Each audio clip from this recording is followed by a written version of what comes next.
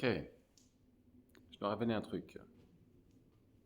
Je peux prédire, d'une certaine manière, le futur.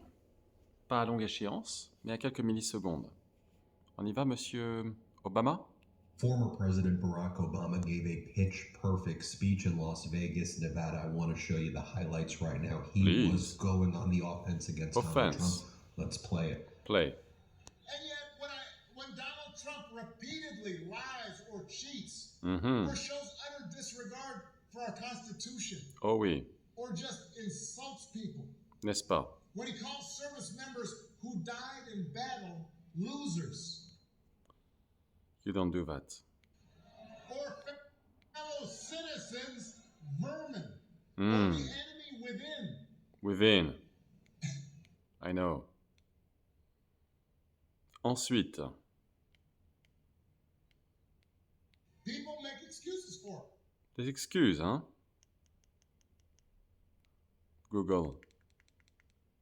Alphabet. Des excuses. I see.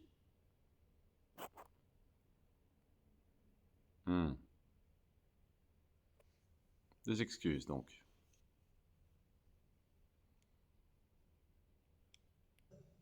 They say, well, he's not serious. He's not. Everything a president says is serious. Yo.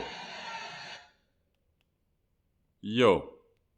Everything that somebody who's aspiring to office is listened to. And people make excuses for it. Et voilà. They think, well, it's funny. Mhm. Or it's okay as long as our side wins. N'est-ce pas?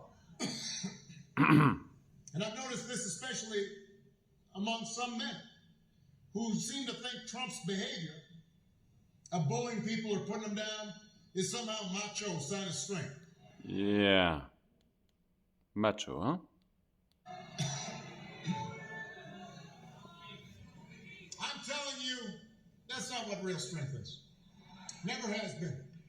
Real strength's working hard. Real strength's carrying a heavy load without complaining.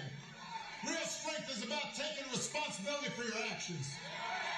Real strength is telling the truth even when it's inconvenient. Real strength is about helping those who have less or need some help.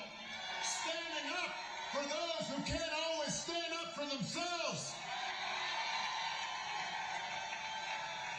That's what we should want in our sons and our daughters. That's what I want to see in the President of the United States. Here's another clip of former President Barack Obama talking about the importance of character. Let's play it. One of the most disturbing things about this election, about Trump's rise in politics, we seem to have set aside the values that so many of us were taught. A few weeks ago, one of the deadliest hurricanes in American history. President Biden, Vice President Harris, they're down meeting with local officials, comforting families, making sure aid is in place. Donald Trump and his running mate made up stories about the Biden administration withholding aid, giving it to undocumented immigrants, not giving it to Republicans, just making this stuff up. Even Republicans on the ground, even MAGA Republicans on the ground, said it wasn't true. So my question is, when did that become okay? How can it be okay?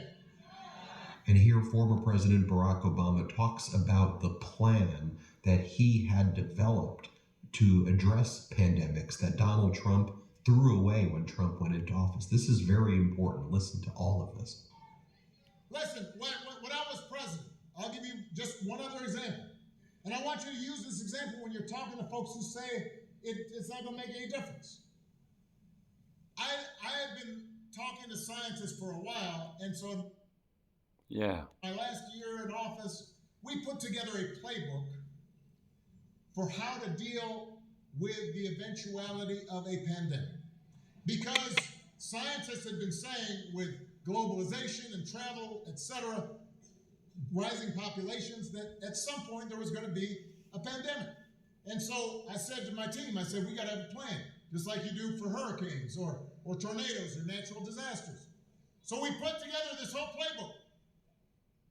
And we practiced the playbook. We get all the agencies.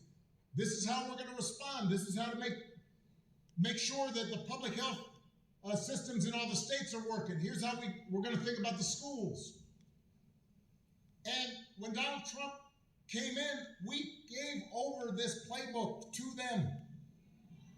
And